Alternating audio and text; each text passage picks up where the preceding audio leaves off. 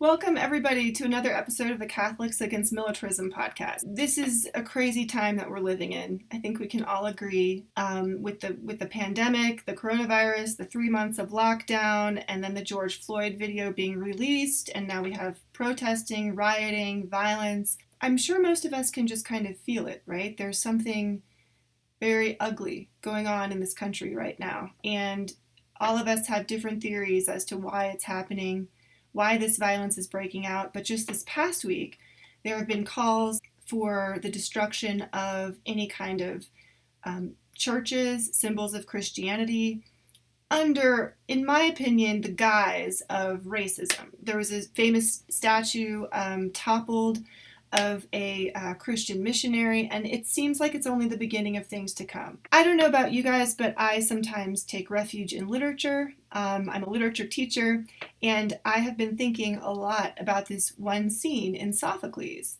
Sophocles' play Oedipus Rex, when Oedipus talks about the place where the three roads meet. I'd like to talk about that today. There's about 13 lines in Sophocles that I think go to the very heart of the kind of mechanism of evil, the way violence works. We talk a lot about violence on this podcast, but we often do it from a kind of theological perspective, thinking about religion. But sometimes I feel like the pagans understood more about the nature of violence than we do today. And for those of you who like literature, especially the classics, it brings a lot of perspective to the violence that we see playing out in our times.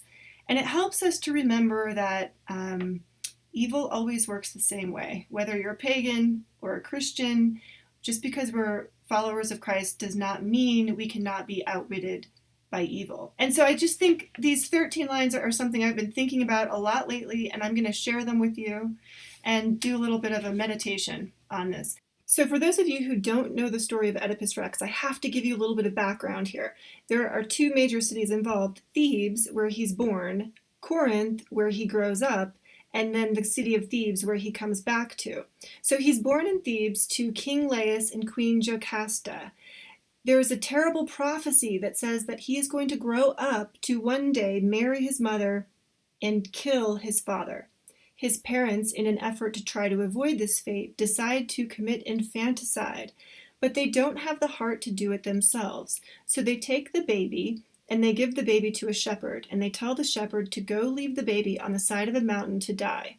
So the shepherd's like, okay, no problem. But when they're gone, he decides that he doesn't have it in his heart to kill the baby either. So instead of taking him to the mountainside to die, he takes him from Thebes, where he was born, to a city called Corinth, and leaves him there, where he ends up getting adopted by the king and grows up. So he grows up to discover this prophecy that says that he's going to kill his father and marry his mother, so he leaves the town of Corinth. So he takes off on the road headed toward where else but Thebes. As he's headed in the direction of Thebes, he comes to a place where the three roads meet, and something terrible happens there. And as you can imagine, the three roads probably symbolize some kind of choice, some kind of critical moment where one has to determine which way to go, your direction, a choice. And something awful happens there. He never tells anyone about it, and he continues on the road and ends up back at his hometown of Thebes, but he doesn't know that's his hometown. There is a plague that Thebes is experiencing, and there's a sphinx who's guarding the town. The sphinx poses a riddle to Oedipus, and Oedipus, being clever, solves the riddle. By doing so, he breaks the sphinx's power and ends the plague. They welcome him as a hero, and lo and behold, the widow, Jocasta, he ends up marrying her and having children. So before he ever becomes king of Thebes, Oedipus Rex means King Oedipus, he has already committed the sins of killing his own father and marrying his mother, but he doesn't know it. 15 years passes, and then this is where the play Oedipus Rex begins. There's another plague, and Oedipus discovers that the reason there is a plague is because King Laius was killed at the place where the three roads meet, and there was never any justice done. So in order to make the second plague go away, King Oedipus, now married to Jocasta, his mom/wife, launches an investigation, and in the process of that investigation, he figures out that he was the one who killed King Laius, and that King Laius was his father. there's a point in the play when he comes clean and he tells his wife what happened. So this is what he says. He says, "My father was a Corinthian, Polybus. My mother a Dorian, Merope. At home I rose to be a person of some preeminence until a strange thing happened, a curious thing, though perhaps I took it to heart more than it deserved. One day at table, a fellow who had been drinking deeply made bold to say that I was not my father's son.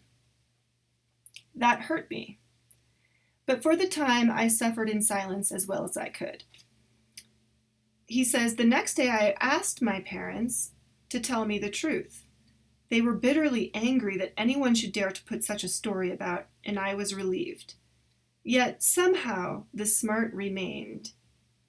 And a thing like that soon passes from hand to hand. So without my parents' knowledge, I went to Pytho, but came back disappointed of any answer to the question I asked. So he asked, am I really my father and my mother's son? Are they really my parents? This is what we presume he asked the oracle, right? And he said he didn't get an answer. But instead he heard a tale of horror and misery, how I must marry my mother and become the parent of a misbegotten brood, an offense to all mankind, and kill my father.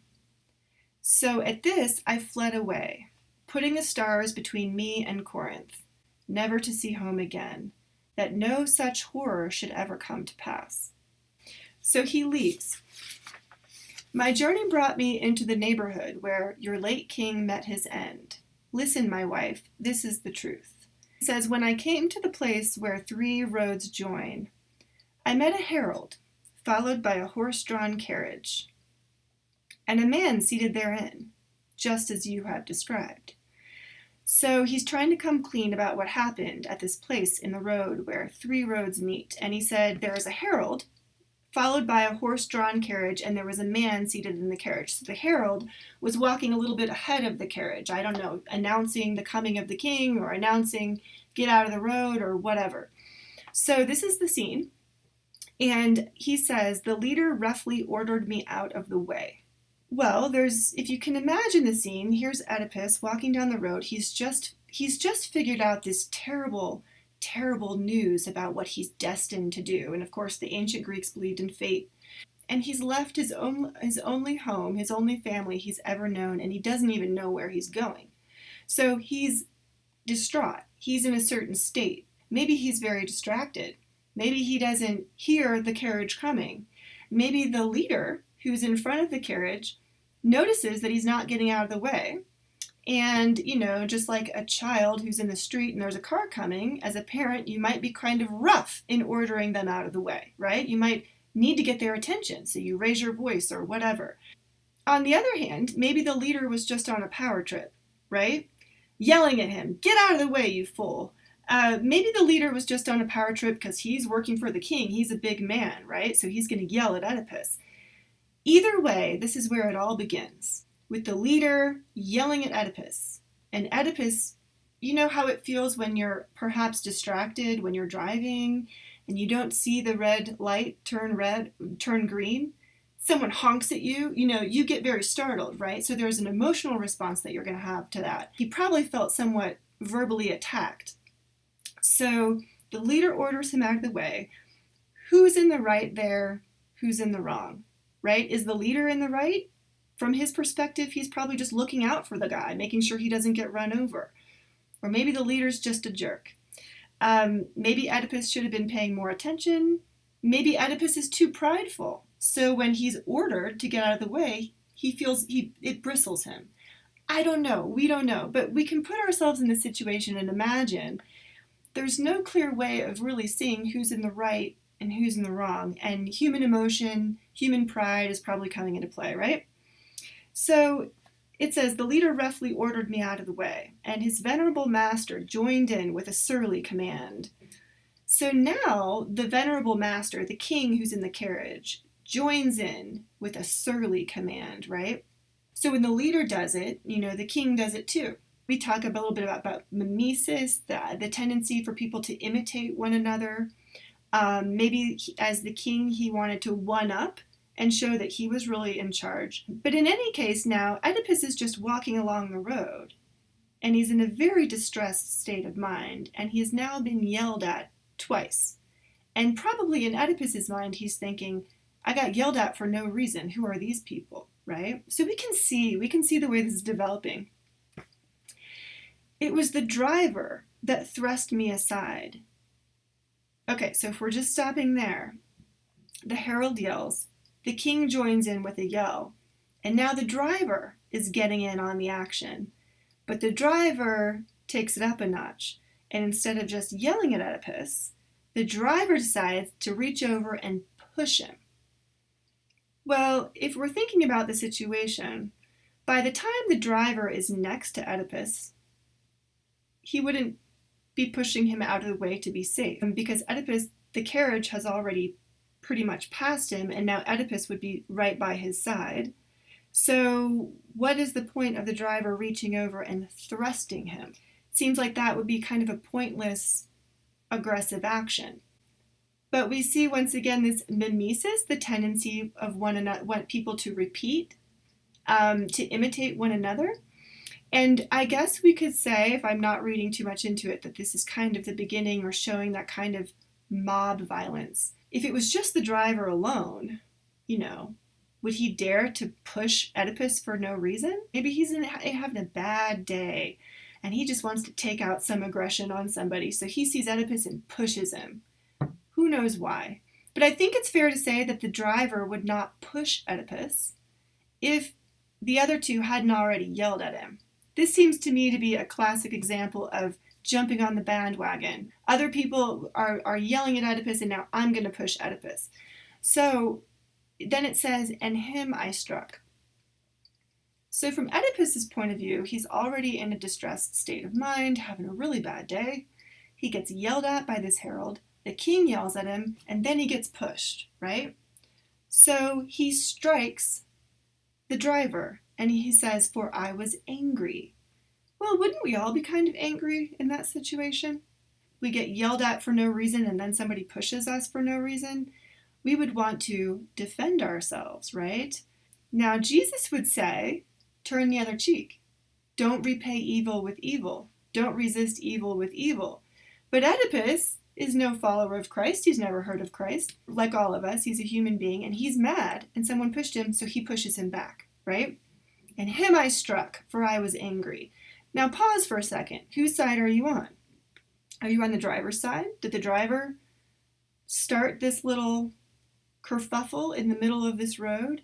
Or are you on Oedipus's side?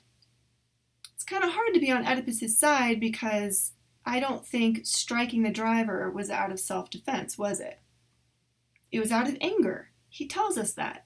The cart is already passed by. The guy pushed him. He didn't kill him. He could just let the car keep on going, right? Turn the other cheek. Do what Jesus did. But he didn't.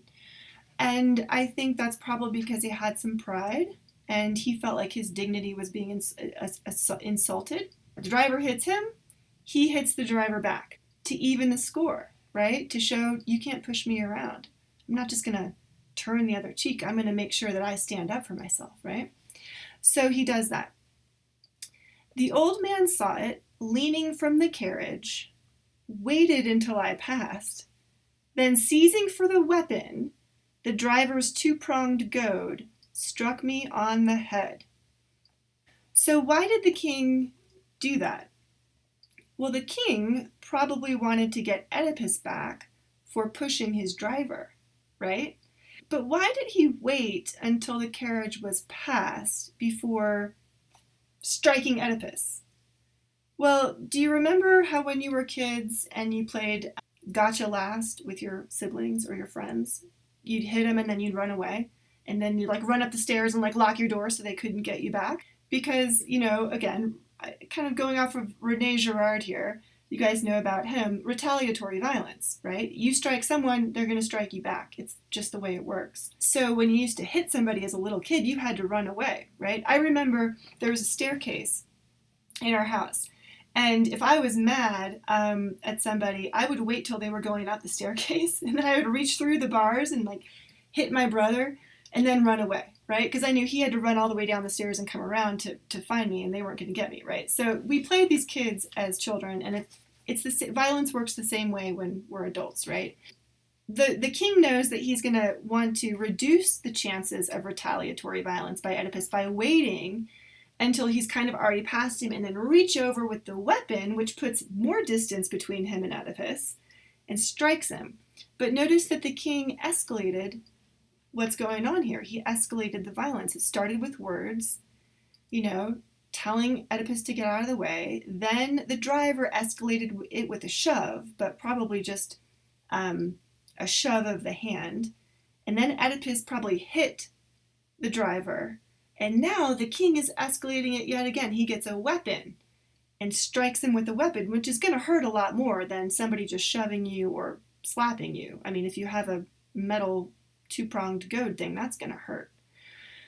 So at this point, Oedipus says he paid with interest for his temerity. He paid with interest for his temerity. So Oedipus might have been able to tell himself that he was just evening the score when he decided to hit the driver who thrust him. But they've escalated it. Now he's being attacked with a weapon. The second time he gets hit with a weapon. And so he's not just going to try to, this is what we call proportional violence in Catholic teaching, right? We're always supposed to meet violence with the exact proportional violence that the other person used. We see in this incident, this is why I think this is so much more realistic, frankly, than the idea of proportional violence. And I'm just going to say that. This is the way it plays out in real life, right? And Oedipus admits he's going to pay with interest. I'm not just going to give him back what he gave me. I'm going to make it worse because that's what they did to me, right? The first time they hit me, then they hit me with a weapon. So he's going to up it. He's going to up the ante too. This is the way violence works. You don't just pay back what the other person did to you, eye for an eye, tooth for a tooth, kind of thing, which is the Old Testament, standard of justice. In real life, it seems to me Sophocles understands the way violence works in real life. It's always escalating. That's the nature of violence, is to escalate. Quick as lightning, the staff in this right hand did its work. Quick as lightning, the staff in this right hand did its work. So now he takes his staff. The other person hit him with the goad. Now he's going to take his staff. He, being the king, tumbled headlong out of the carriage. And it's implied here that he killed him. It's interesting, too, the way that Sophocles writes this. The staff in this right hand did its work. So the staff, the weapon, is doing its work. I just think it's a brilliant way of phrasing it because he's acting so quickly. Oedipus is reacting so quickly. It's almost as if his hand is operating independent of his mind, and the weapon is acting, it's doing its thing without him necessarily controlling it. And I'm sure we've all been in a situation where anger made us do something, and it's instinct, it's anger. We don't know, we say, I don't know what came over me, right? We just act. And that's the kind of thing that Oedipus is trying to explain. It's that the staff did its work, the weapon did its work, hardly without him even controlling it. So this is where it gets interesting. The staff in this right hand did its work, and the king tumbled headlong out of the carriage. And every man of them there I killed. So he killed all three of them. There may have been more, we don't know, but he at least killed the herald, the driver, and the king. So when I ask my students, I say, what do you guys think happened? And they said, oh, he just killed all the people because he was that angry. And I said, really, do you think it's mass murder? I say, what would be another reason for him killing all three people? Besides just an act of passion, a crime of passion. And after some prodding, it becomes clear that, once he took the staff and killed the king, what were the driver and the herald going to do? Were they just going to be like, oh, well, looks like the king's dead. I guess we'll just put his body in the carriage and just keep on going down the road and take him home? When Oedipus is standing right there. Naturally, this is going to spiral. It's going to escalate, right? So the driver and the herald are going to try to kill Oedipus because he killed the king. So now they have to stand up for the king and kill Oedipus. And they also might have been afraid of his violence as well. Really, he had to kill all three people once he killed the king because of retaliatory violence. So he kills the king, then the other two people are going to come after him. He has to kill everybody there until there's no one left to get revenge on him for killing the king, or to get justice, or whatever you want to call that. So I love these 13 lines in Oedipus Rex because it shows the way violence starts with words, and then it escalates to pushing, shoving, hitting, then it escalates to using a weapon. Somebody gets killed, and then more people get killed, right? And I just think in 13 lines to show that dynamic of violence is just brilliant. Then at the end of the play, Oedipus feels so guilty about what he's done. He realizes that he did marry his mother, and he did kill his father, and he blinds himself, famously. We all know that, so he's blind. There's a play that was written after that called Oedipus et Colonus, and basically it's the story of Oedipus's death. And his daughter Antigone is wandering the countryside with him. He has been exiled from the human community. He's ostracized. He's wandering. He's blind. And he has his daughter there taking care of him. And he reflects on this whole incident. And he basically claims at the end of his life that he is innocent, that he did nothing wrong. He says, "My life was innocent. If I was foredoomed to commit this act before I was even born, then how can I be blamed for it?" Which is a good question, right? He's questioning this whole idea of, fate that the Greeks believed in. If I was fated to do this, then how can you say I'm responsible, right? So this whole question of fate versus free will. And he uses the fact that he's ignorant, right? I didn't know it was my mother, so therefore I am not guilty. Another good point. And the third thing, so the first one is it was fated, so how can it be my fault? Number two, I didn't know. Both very good points. And his third point in his own defense is basically an appeal to natural law. Answer me this one thing. If here and now someone came up and threatened to take your life, your innocent life, would you then pause to ask if he was your father, or deal with him out of hand? So in the ancient Greek world, and in the Catholic Catechism actually as well, it's actually a worse sin to kill someone of your own family than it is to kill someone not of your own family.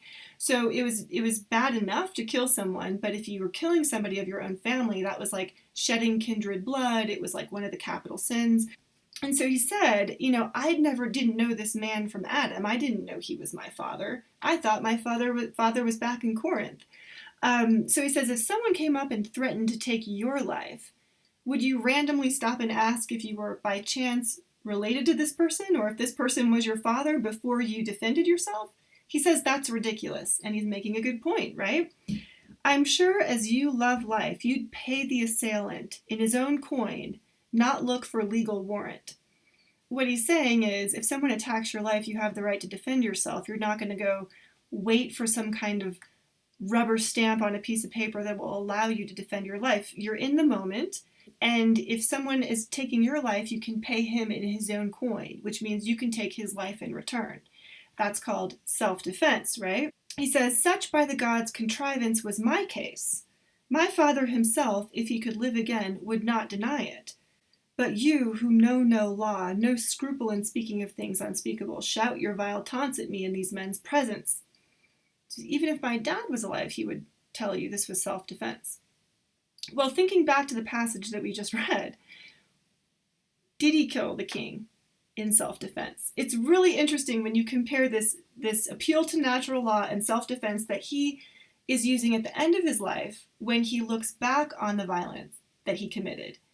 And he's telling himself, they were threatening me. My life was threatened. I killed them. But when you go back to actually read the passage in Sophocles where he's talking about it, it's very questionable whether or not it was self-defense. He got yelled at twice and then he got pushed.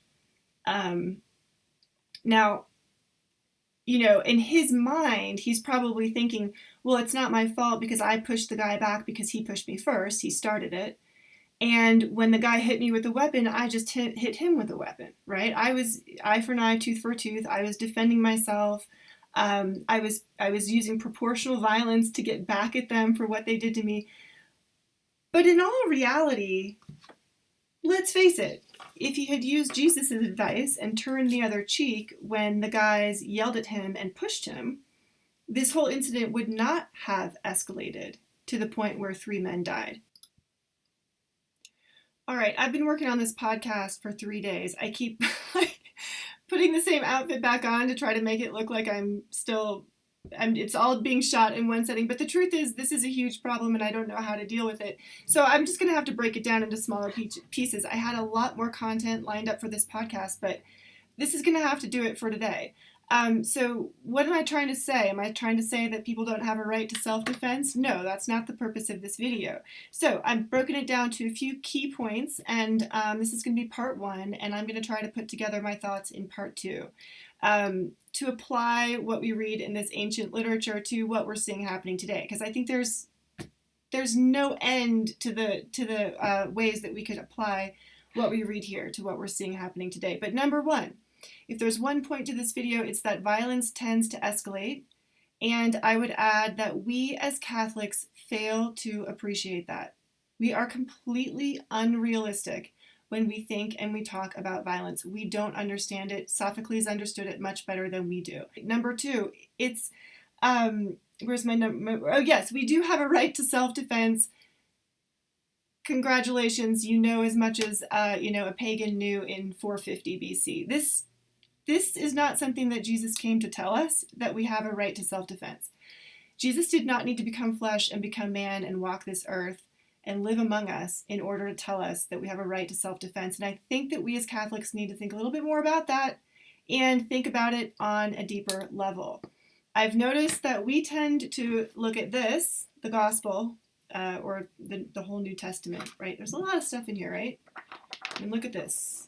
Look at this. So much, so much. We set it aside, we pull out our catechism, and we flip to the part with the page with the 4 bullet points on just defense theory. Up, there it is. That's all I need to know. 1, 2, 3, 4, and that's what I'm taking with me forward into this world. Yeah, sure, you have a right to self-defense. Oedipus Rex knew that. Sophocles knew that. We all know that. But how is that going to help us in this current crisis? And we have to push beyond that. We have to think a little bit deeper about the crisis that we are in, the crisis that we're facing. Number 3, violence is kind of hard to control once it gets started. I think that's another thing that Catholics are failing to understand and to appreciate.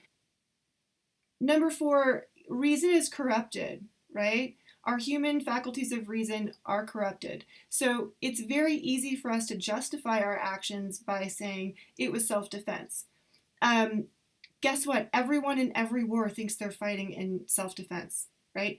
We as Americans preemptively went into Iraq, a country that had not attacked us, out of self-defense. So you can imagine if we can do that as a country and call it self-defense and actually tell ourselves that we're engaging in self-defense, how different is that from any of these looters or rioters or Antifa people or Black Lives Matter people who are aggressively destroying things?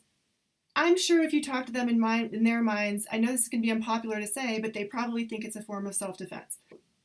Another thing I'll propose is that maybe, and I know this is crazy, but maybe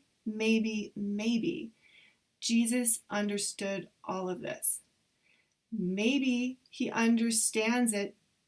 I know it's crazy to suggest, but maybe he's God, and maybe he gets it better than we, with our tiny, puny little human brains, ever possibly could. And so maybe he knew the way to defeat evil, and maybe we should, this is going to sound crazy to most Catholics, but maybe we should listen to him. Maybe we should take seriously what he says about violence and pay attention to that for a change, instead of just looking to the 4 bullet points in the Catholic Catechism that give us license to do whatever it is we feel we want or need to do. So, as a little refresher, let's read the words of Jesus. You have heard it was said to your ancestors, you shall not kill, and whoever kills will be liable to judgment. But I say to you, whoever is angry with his brother will be liable to judgment. And whoever says to his brother, Rakah, will be answerable to the Sanhedrin, and whoever says, you fool, will be liable to fiery Gehenna. He also said, love your enemies.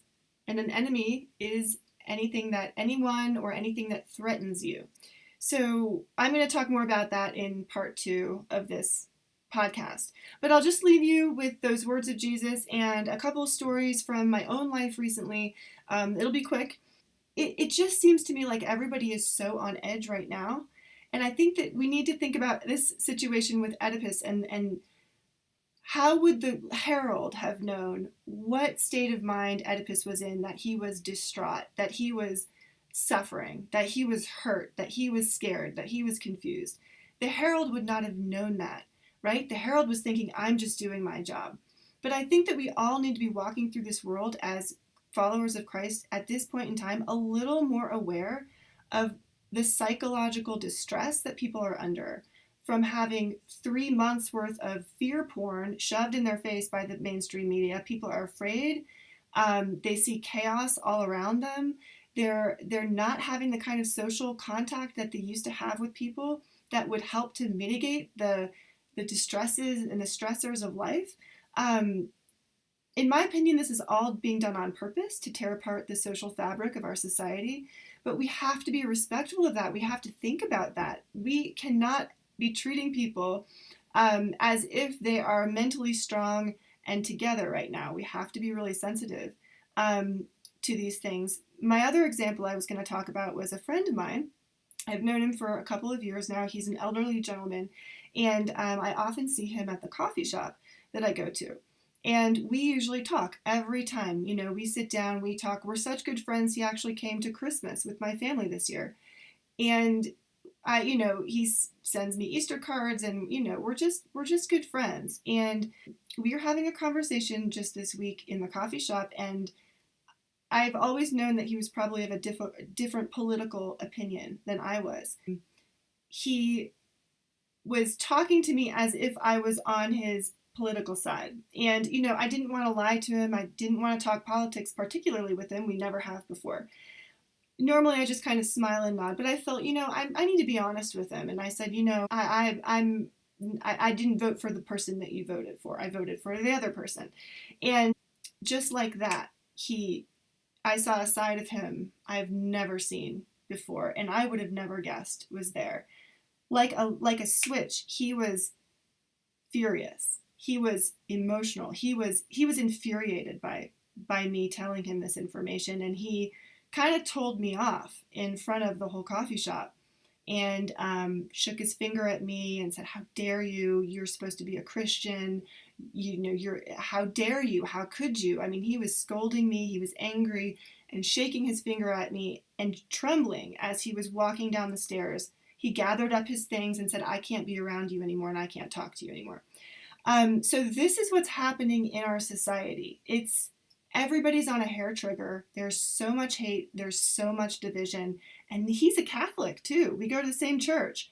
So it's terrible. It's just absolutely terrible. But I think we need to be thinking about this because we're all going to have these places where the three roads meet. And it's happening. It's always been happening in our church, I think, for centuries, in trying to figure out how you're going to deal with these kinds of conflicts.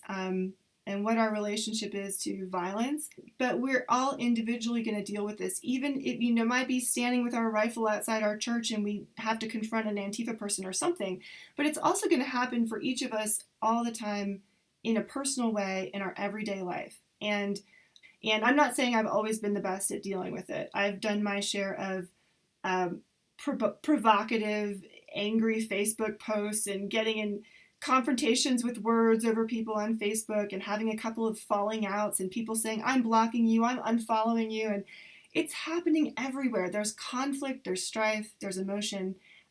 So we really do have to look to Jesus in this time to get right spiritually and to pray for peace and wisdom and the patience to have with people so that if we meet somebody like Oedipus on our road, we are not the ones provoking them. We are not the ones bringing antagonism and strife into their world in a moment when perhaps that person is not able to handle it, right? One more story, Starbucks. Okay, so I was at Starbucks the other morning, and I don't like to support Starbucks, but it's the only place in town with a drive-through. So I was in Starbucks, and I was in the middle of, as many of us are, I was on my phone, I was checking the news, I was in the drive-through, and it was kind of a bad morning. Something had happened, and I was feeling distressed. Maybe the thing with my friend had happened the day before or something, and, just all this emotion. And the guy behind me in line gently, very gently, honked at me, like one of those barely, like a soft honk, right? Like, and I looked up and I realized that, people were moving through the line, and I'm sitting there on my phone because I'm not paying attention. So, I waved at him, and I put my car in drive, and I pulled forward and went into the coffee station. And, when I pulled up to the window, I was like, please pay for that guy's, coffee behind me, so I paid for my own coffee and I paid for his. And, I told the person at the window, like, I'm having a really bad morning, and I'm in a terrible mood, and I'm not feeling good. And, he could have just laid on his horn, right? To tell me, like, you stupid idiot, move forward in the lane. And he didn't, I mean, given everyone's state of mind right now, he could have just, laid on it and startled me the same way they startled Oedipus on the road. I wasn't going to get out and go kill him or anything, don't worry. But it would have made my morning a lot worse to feel attacked like that, to feel startled, to feel like someone was calling me out for not paying attention. But instead, he decided to be nice, and he just tapped on his horn barely. And, we all pulled forward and got our coffee and went on with our day. But I just thought, we need a little bit more of that right now, in this society. We need people to just be a little extra understanding and a little bit extra, having a little bit of extra patience and treating people with a little more kindness than you normally would. Because who knows what kind of ripple is going to go out from that. If that guy had honked at me and made me even angrier than I already was, who knows? I might have been so upset about it that I might pull out into the road and run over a biker or something, not intentionally, but just because I was all worked up. And so, I mean, you never know. Like, you never know what these things are, what the little antagonisms are going to lead to, and you never know what a little moment of kindness is going to lead to. So I thought I would leave you with that today. And if you're interested in hearing more about my thoughts on the Defend Our Churches movement, come back for the second part of this podcast. God bless you all, and I'll see you next time.